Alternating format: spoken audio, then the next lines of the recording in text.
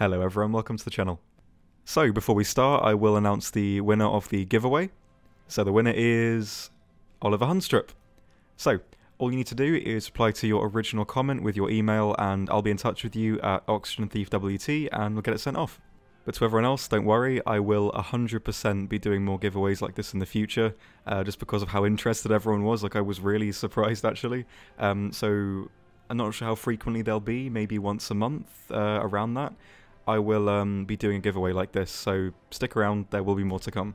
But in the meantime, if you don't quite want to wait for a giveaway, I might have something you'll be interested in. Let me just find the clip. Tired of putting boring things on your wall? Examples include a comically tiny sausage roll, some beans, or a drawing by your idiot son? Well, never fear, for I have just the shop for you. We have things like recognition cards, episcope cards, crash relics, diagrams, and more. And most importantly, it's all original. So head on down to Millennial White Girl eBay, I mean Etsy, and get yourself something fancy today. Well, wasn't that awful?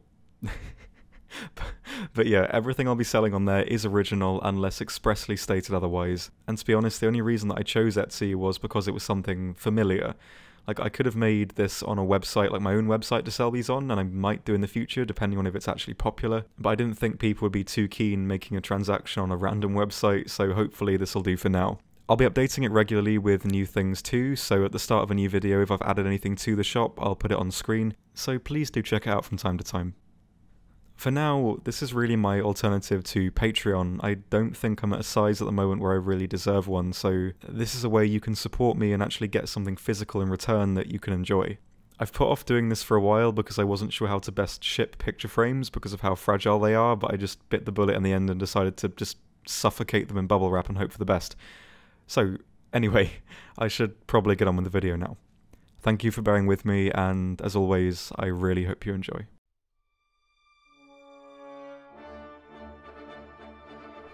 Tier 3 Italy brings a fair few new things to the table while also carrying on the legacy of others. It's a bit sparse with a few gaps here and there, but there's still some standout vehicles. So, let's get into them. Righty, so, starting out very strong today with the Beretta 501. Which is a nicely unique and very capable vehicle. Essentially, what we have is a large armoured car housing the amazing Italian 90mm gun with a 6.4 second reload when experted. It's decently quick with a nicely wide traverse on the gun too, and it's probably one of the most capable vehicles we've had so far in the Italian tree, with good enough mobility to utilise the best parts of the map, and with enough firepower to dispatch basically anything with ease. It's not completely flawless though, it's open top so planes and 50 cals can cut you up if you're not careful. Additionally, if you're firing at an angle, the recoil will kick you back quite substantially, meaning you'll have to move back up and readjust to get back into position. Though this isn't too much of a problem and is quite easily countered, it's worth mentioning anyway. As for playstyle, I'd recommend using this thing's speed to make an initial push to a good area of the map with lots of good options and just stick around it. You don't want to be moving around too much around enemy territory, as if you get caught out by anything, you're likely going to get knocked out, as all of the crew bar the driver are right out in the open ready to get sprayed down by MG fire. So if something sees you first or pulls up on your side, there's nothing you can really do, as since it's a wheeled vehicle, it's going to require reasonable adjustment to traverse your gun around to your sides, which you're not really going to have time for realistically. So try to make sure you're in a location where enemy traffic is going to be condensed in front of you, as your main weakness is the lack of traverse. I would recommend sniping with this too, as long as you have cover to hide behind. You're a big target with a slow reverse, so getting caught out in the open is really going to hurt. The most rewarding tactic though is probably the first one I mentioned, pushing to a good location and controlling it.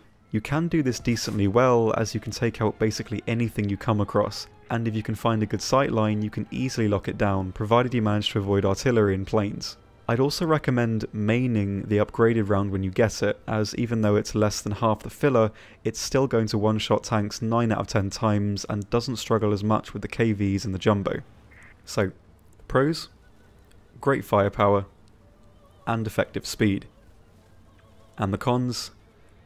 Low survivability, and poor mobility. Verdict? Get it. This is one of the best vehicles in the tree. It's very fun and very capable once you get the hang of it too. Plus, it's also effective well beyond its BR, so this one is a great choice to fill future lineups with too. Next up is our only medium tank for this tier, the M4 Tipo 1C. Now this is basically a Sherman Firefly with a 17-pounder gun, and when it comes down to it, it's probably the worst out of all the Fireflies we have in game at the moment. It has the weaker cast hull, no add-on armor upgrades, and a weirdly weak mantlet actually. It's 2 layers of 38mm, while on the other Fireflies it's 38mm plus 88 or 50 plus 88 on the premium. So I don't know if this is a bug, it seems like it might be, but either way, protection-wise, it's pretty terrible. Even hull down, you likely won't be bouncing many shells. I'm not saying the regular Firefly tanks many shots, as it definitely doesn't, but it is considerably more survivable than this one, at least in my experience. The gun though, however, is still great. Once you unlock the top shell, there's nothing you're really going to be struggling with apart from the usual suspects like the Jumbo. Aiming centre mass from the front or into the turret from the side will definitely net you some clean safe kills on most tanks, as the post-pen shrapnel is pretty good and will reliably disable most modules. For playstyle, it's honestly not the easiest thing to use.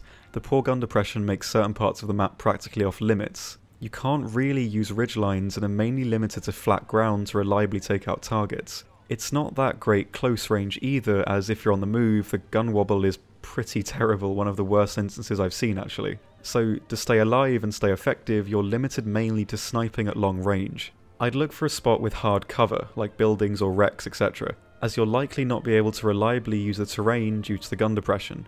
I've had the most success staying static and covering a long sight line or by shadowing my team's advance from a distance. You never really want to be at the front line, at least not until late game. So aim to get to places where enemies likely aren't going to be looking at first. If you want to stay alive, you likely won't be getting lots of high kill games. You can definitely be a useful asset to your team if you're in the right spot. So, pros, good firepower, and capable in an up tier. And the cons, poor survivability, and poor versatility. Verdict? Consider it. I've been stuck for how to recommend this one for a while really, as a vehicle at 4.7 to 5.7 it will consistently do very well. The gun will always net you some kills if you play right. But the downside is, it just doesn't really have any lineup, or rather, there are vehicles you can play as backups to the M4 when you get taken out, but their effectiveness is lessened by putting them at a higher BR quite substantially. So I'm not sure if it's really worth basing a lineup around this one, as if you do, you're bringing down the capability of the tanks you choose to back it up with. I'd say ultimately it isn't really worth it, though the Beretta 501 and the 90mm tractor will still have effective firepower up there, though you're going to really want something a bit more substantial. I'd say it's up to you. Personally, I'd leave this one until more vehicles get added, because right now it's the only 4.7 and the next vehicle after that BR-wise is 6.3. Bit of a jump. I'll leave this one up to you for now. Next we have our only SPA, the M42. And I know what you're thinking, looks pretty much like an Italian whirlwind, right? And I guess it does, but like other Italian vehicles that are very similar to German ones, it's worse in every way that matters. First of all, rounds per gun. It has practically half the Werbel's ammo count at 12 rounds per gun, compared to the Werbel's 20. The M42 also has a faster fire rate, which I'd actually say is a negative for it, as you're using less ammo faster, giving you far less time on target and less time to correct your aim, though I suppose if you are on target perfectly, the fire rate will work in your favour. Additionally, the M42 has a much less stable firing platform, in that the guns will bounce upwards after firing. The issue is even more pronounced as the firing time is so short. By the time your guns have leveled back out again, you're already going to be out of ammo, so getting a precise firing solution on a plane or even a tank is going to be quite difficult if the aircraft isn't at close range. Protection wise, it's a lot worse as well. The turret has a very large gap that completely exposes the gunner. The loader's location is covered, but the armor's flat, so a 50 cal can punch right through, whereas on the Whirlwind, due to the angling, it can't. I'm aware that it's a bit unfair to compare the M42 to the Whirlwind, as it is a vastly inferior vehicle, but as they're intrinsically similar and that's what most players I guess would link it to, I think it's important to talk about the differences so that there's no false expectations going in. So it's not as good as the Whirlwind, but it can do the same job, just not as easily. With the HVAC belt, it is very good at taking out enemy light and SPA vehicles, so late game it can do decently well. It can also go through turret rings of most British vehicles when you get the aim down too. I've had pretty decent success with it late game as a tank destroyer, mainly hiding around friendly cap points waiting for the late game spawns to try and take them back. An ideal location for this is one that's completely perpendicular to the route an enemy will take, so that you get a perfect side shot, because from the side you can take out most vehicles at the tier, even jumbos. You will struggle with KVs though, but for the most part this tactic does work decently well. For taking out planes you need to be a bit more careful. This is notably one of the harder AA to aim, especially at a ranged target. Mainly just because the volume of fire is so brief, it doesn't allow for reasonable adjustment within the given time an aircraft is flying overhead. This also isn't helped by the 5.2 second reload. The best way to use this in an anti-air role is to wait for an enemy plane to get close to you or get reasonably slow. If a plane sees a stream of 420mm go up into the air, it will sensibly spook them from spending too much time in the area. So wait and bide your time until you have a very clear shot at a reasonably close range. When you get the aim down, you can be decently effective playing it this way. So, the pros? Good anti-tank ability, and the cons? Poor survivability, and poor anti-air ability. Verdict? Avoid it. It's outclassed in most respects to the R3T20, and even though as a vehicle it does have its advantages, it's just tedious to use as an anti-air platform, especially if you're a player who doesn't use AA that much. Its late game anti-tank ability at its BR is effective, but as an AA, that advantage alone isn't really enough to warrant using the M42 over the T20 unless the BR of the T20 is raised.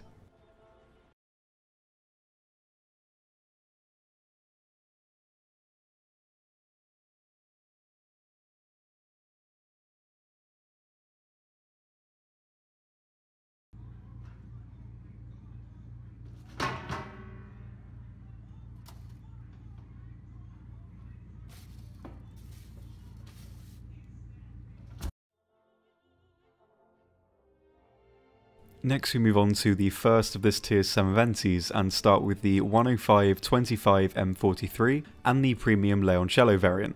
As I did with the P40 and its identical premium in the last video, I'll review the vehicles as one, as they are again identical, but talk about the premium as a separate product at the end. So this is the real first proper upgrade we've actually had with the 720s, and this one features 75mm of casemate armour with 90mm on the driver's hatch, and also houses, surprise surprise, a 105mm gun with APHE and heat options. The APHE has a similar damage output to the previous 75, it can just pen steep angles, while the heat does notably do a fair bit more damage.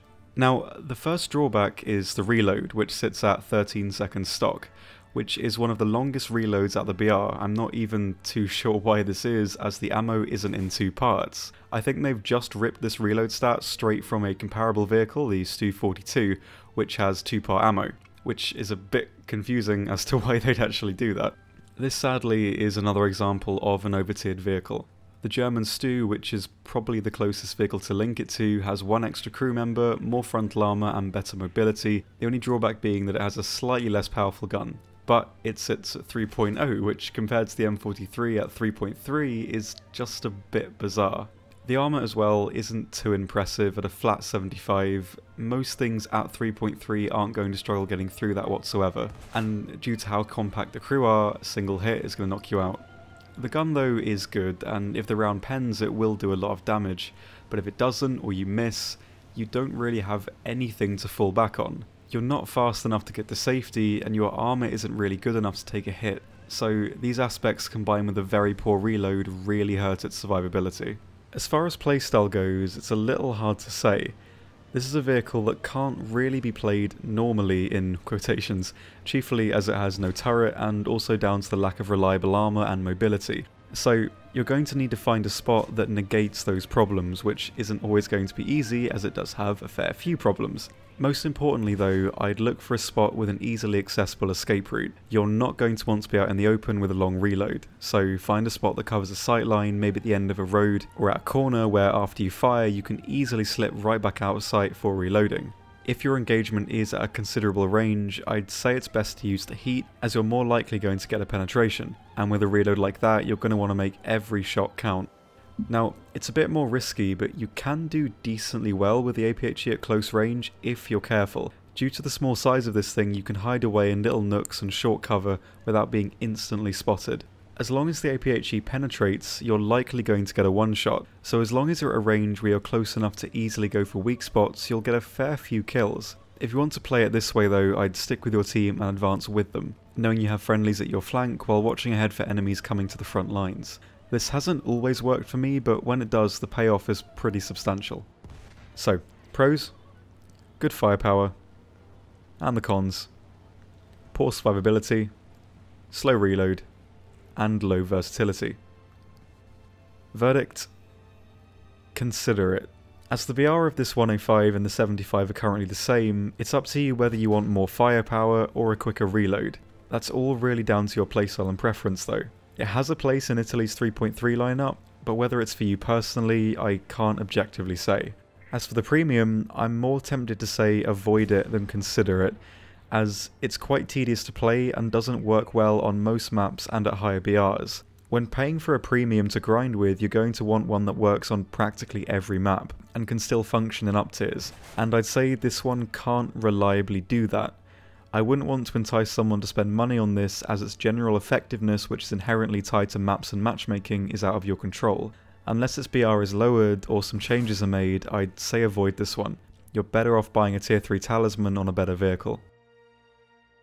Next up is the 7534 M43, which is a notable upgrade on the previous Semiventis, but with a very notable BR increase as well. And this BR increase practically nullifies all the advantages it has really. So short and sweet, this vehicle is the same as the M42 variant, but with double the upper casemate armour, so it gets 100mm all over. This on the surface sounds pretty good, right? Well, it does have a few shortcomings. Foremost is the short gun, the 75mm. As a refresher, this is the gun that's found on the P40 but at 4.0, meaning it'll commonly be up tier to 4.3 and 4.7 where the gun will really struggle. Picture trying to tackle jumbos and the KV-1 Zis. Worse still, it does struggle at its own BR. At 4.0 the APHE really won't perform. It's not unusable, especially at close range, but it's a massive detriment to main it as a round. The heat round will still pen things, but only reliably below 4.7. When you get there, you'll be running into jumbos, KV-1s and Shermans with add-on armour very frequently, making it just a chore to use. I'd honestly say this thing isn't really worth playing unless you're at a max 4.0 game, at a stretch 4.3. This is a vehicle that's inherently balanced on its armour, and I think Gaijin have been a bit too conservative with this one. The only part that's well armoured is the upper casemate, with the lower plate still being 50mm, which practically anything can pen. Also around the gun, the add-on armour part isn't present, meaning that an enemy can slip around right through. With such glaring weak spots, I really don't think it's fair to stick this one at 4.0. For playstyle, it's a tricky call. It has a drawback and an advantage at long range and close range, while somewhat sacrificing both of these advantages at medium range. At long range, the armour is a lot more effective. 100 meters at long range will give a fair few tanks trouble unless they have APCR. However, the gun at range really struggles. APHE is pretty much out of the question, so you'll be stuck with heat. The pen of course will remain consistent, but you will have to aim for weak spots most of the time to cripple enemies. On top of this, the gun isn't the highest velocity, and at range, a moving target especially is going to prove really hard to hit. At close range, your gun will be more effective and easier to use. You could even maybe use the APHE. But the armour effectiveness is lessened quite considerably. The weak spots are going to be fairly easy to hit, and most enemy guns are going to cut right through you at 4.0 and above. At medium ranges, around 600 meters or so, you don't so much have the armour advantage or the firepower advantage. The gun will become relatively ineffective and the armour can still be picked apart. I will say again, I wouldn't really recommend using this at 4.0 and above at all. You'll commonly start seeing the American 76 and the British 17 pounder, which can pen you even at 1000 meters. It's just not a viable option. That being said, I have had the best success with it completely hull down near a cap point at relatively close range. I found enemy players will generally shoot randomly on the upper casemate at least once before realising they can't penetrate it, before going for a weak spot or changing rounds. This usually allows enough time to cripple them with a heat round. I'd recommend only really using the heat when you get it really, or at least consistently main it. Aim to cripple with the first shot and finish them off with the second, either with heat or by switching to APHE if you know you can pen, and they're unable to fire back. So try knocking out a tank in 2 shots minimum. Easier said than done, I know. So, pros: decent general armour, and the cons: poor firepower, poor versatility, and unfavourable BR. Verdict: consider it. It's a decent backup for a 4.0 lineup, and I'd say get it if you want to make one along with the Beretta. If not though, I'd skip this one, unless they lower the BR, which they might. Who knows. So, last but actually not least is the 75-46 M43, which honestly is just a real breath of fresh air. The armour structure is the same as the previous vehicle, but this one is equipped with the German Pak 40, just with the Italian designation. This is the gun that's found on the infamous Pak Wagon and the Marder 3H. If you're not familiar with these vehicles, it's basically just a high-powered version of the 75 found on the Stugs and Panzer IV F2, just with more penetration and a higher velocity. This gun is very effective across basically all ranges, allowing for you to just sit back and snipe with ease. This combined with the 100mm of frontal armour means you're certainly a force to be reckoned with, provided you aren't up-tiered too much.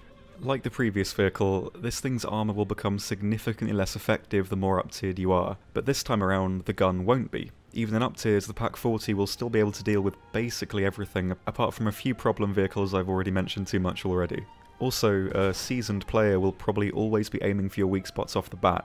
As you have the long gun, there's no speculation as to what tank you're driving, as the other Semaventi with the short gun could be mistaken for a variant with less armour, so unless you're at quite long range, I wouldn't be relying on your armour to take many shots. If you are taking fire though, angle towards the driver's hatch slightly, so if your enemy is hitting the front plate, it'll be on the side with the hatch. You can afford to angle a little bit as you do have some armour reinforcement on the sides, but it's not too much. So only angle just enough to entice your enemy to shoot the side of the casemate where the driver's hatch is. As for playstyle, find a nice dug-in spot with decent hull-down protection, a nice sniping hill or behind some cover not too far into the map. Look at the BR2. If you're top tier, you can afford to find a spot more advanced into the map, as at 4.3, as long as you're still at a reasonable range, your armour should hold up. If you're at a higher BR though, find a spot that's more secluded that offers more substantial cover, because if you start being shot at, you don't really want to stick around as you likely won't be able to take the hits. This one is a dedicated and effective sniper. So, pros: great gun, and decent general armour. And the cons? Well, like the previous, it's just not very versatile. Verdict: get it. It's a really refreshing machine with a great gun that works very well as a sniper. It might not fill many niches, but it does what it's good at very well, and this is what I'd main your lineup off. Right, so that's all the tanks we have for today. But before the final lineup rundown, I'll briefly mention the plane situation. Emphasis on briefly, as there isn't really any good new options currently. Gaijin have said they are working on Italian attack aircraft, so soon we should hopefully see some dedicated ground strikers, but for now we don't really have many options. But these are the new planes that you could use. In short, there's only really 2 planes that I'd recommend. The first being the SM-91. It's an attacker that can carry a maximum of 600 kg bombs that drop in 2s. They are though sadly very far out on the wings, so to get a direct hit you will need to aim the bombs by the wing, which does take a fair while to master. And I'm not really sure it's worth putting the effort in to learn it, as its potential effectiveness as a ground striker is quite limited anyway. Apart from this though, it's a great air supremacy plane. With 620mm in the nose, you'll easily knock out any incoming planes and be able to rip anti-air apart, so it is quite good for this. The 20mm gunner is also pretty effective. For option 2, we have the G55 Series 1. It's a good versatile fighter that can give most aircraft a run for their money. It can also carry up to 200 kg bombs that can knock out a single tank quite easily when you get the aim down. It will take some time to learn, but it is and can be effective, so if you're looking for a stable fighter with limited ground attack options, this is what I'd recommend. So, on to the final part, the lineups.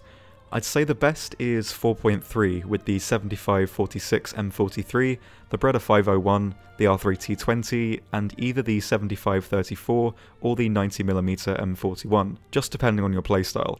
If you have it, I'd go with the premium HS129, and if you don't, why not try the SM91? You could also go down to 4.0 with the Beretta, M41M, and the 7534, but only go for this if you want to main the 7534, as the Beretta and M41 will work just fine at the higher BRs. As I mentioned earlier, I wouldn't strictly recommend maining the TPO in a lineup, but if you really do want to, back it up with the Beretta, the 46 M43, and the G55 for air support.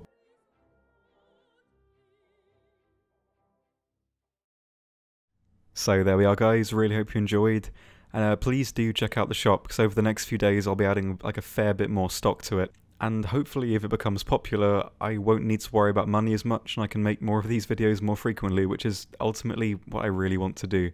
So yeah, please give it a look. If there's anything in particular you want, like a particular plane you're interested in, let me know, like either on Discord or, well, on Discord, and I'll see what I can do. So yeah, I will stop rambling and I will see you all in the next one. So thank you all very, very much for watching, and I will see you next time. Goodbye.